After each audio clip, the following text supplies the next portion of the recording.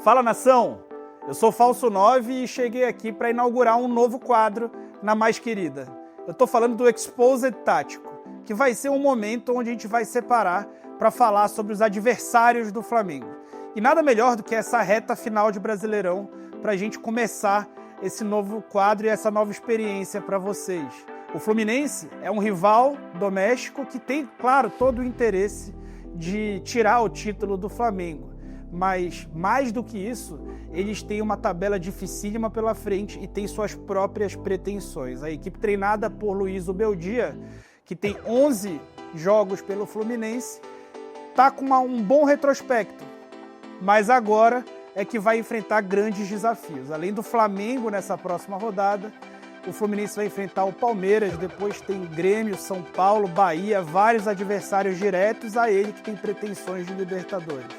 Então, nesse vídeo, a gente vai explicar as ameaças que o Fluminense pode trazer e também aquelas fragilidades que, eventualmente, qualquer adversário pode ter.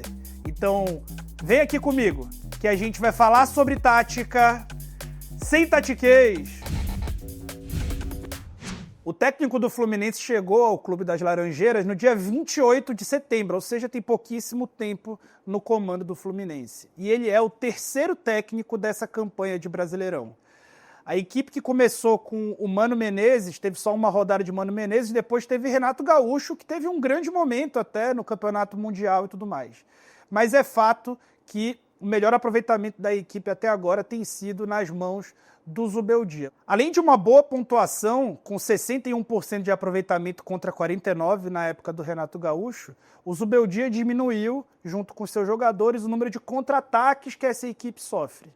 Hoje, o Tricolor sofre 75% menos contra-ataques do que sofria na época do Renato Gaúcho, que sofria 1,29 gol por jogo, para sofrer agora 43% menos gols. Tudo isso tem um custo, é claro, e a equipe hoje produz menos ofensivamente e tem dependido muito das bolas paradas para fazer gols. E as 4 últimas vitórias dessa equipe foram por 1-0. Dificuldade de fazer gols, mas também uma boa solidez defensiva que faz com que o time sofra poucos gols. Isso proporcionou que o Fluminense viesse de 2 bons resultados contra equipes que estão lá em cima na tabela, como, por exemplo, a vitória diante do Mirassol no Maracanã e o empate sem gols contra o Cruzeiro no Mineirão. Agora chega de papo e vamos para o campo. Se você curte conteúdo tático e está animado com essa ideia desse programa na Flamengo TV, eu vou te contar um negócio ainda melhor.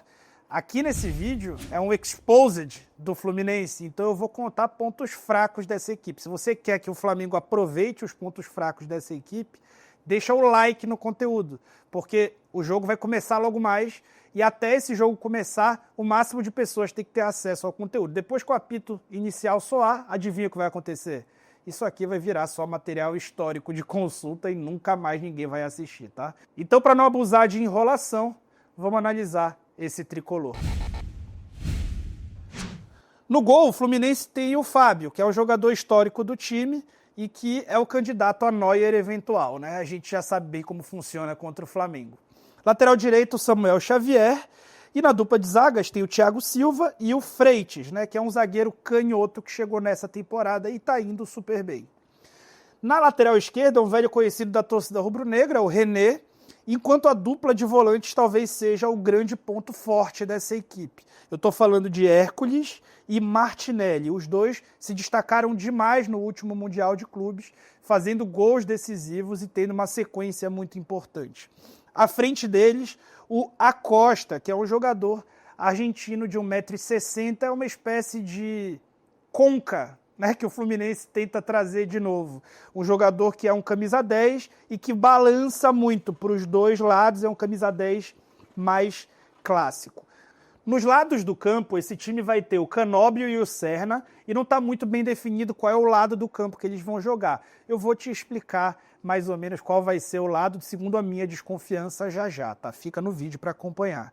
E o comando do ataque tem um problema, né? O Fluminense o Zubeldia começou o trabalho colocando o Germancano nessa posição, mas o Cano convive com problemas físicos. E recentemente aconteceu do John Kennedy iniciar partidas e do Everaldo começar jogos. Entre os três, eu acho que o mais provável é que o Everaldo inicie, caso o Cano não esteja 100% recuperado, porque ele traz algumas coisas a mais para o time, como a capacidade de fazer pivô, jogar de costa e ajudar o time a progredir.